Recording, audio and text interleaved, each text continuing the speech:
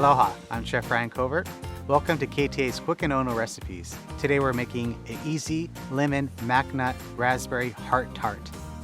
Preheat oven to 350 degrees. Spray a 9-inch tart pan with removable bottom with non-stick cooking spray. Make the crust according to package directions and press the mixture firmly into bottom and up the sides of pan. Bake for 8 minutes. Crust will be pale. In a medium bowl, combine the lemon filling, whipping cream, eggs, and mac nuts, and mix well.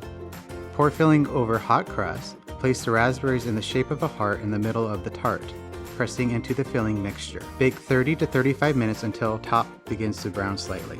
Remove from the oven and cool completely before removing the tart from the pan.